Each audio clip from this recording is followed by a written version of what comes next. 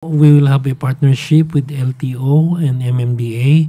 We will have a random check ng mga jeepney. Titignan po namin yung kanilang papeles.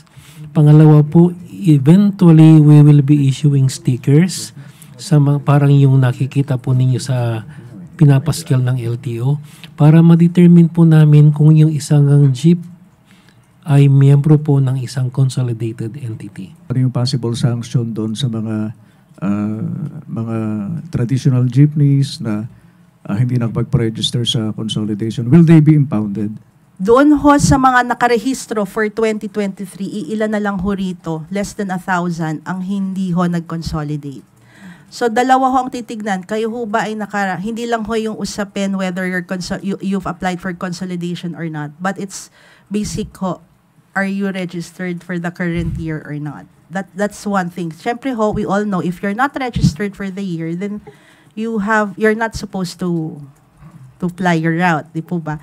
So, kaya ho, as I've mentioned earlier, we have to coordinate ho, and we are coordinating with LTO on this. Kasi po, for LTO din, ang tinitignan ho nila would be the registration of the unit, if they are currently registered or not.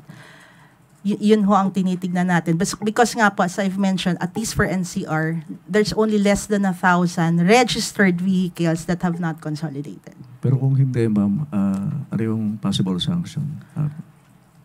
Titignan ho natin kung talagang hindi siya nakarehistro, then there's a sanction for that. May penalties po tayo dyan. Kapag naman ho, hindi rin siya nakakonsolidate, then may penalties din po dyan under the JAO, which is being implemented or will be implemented by LTO.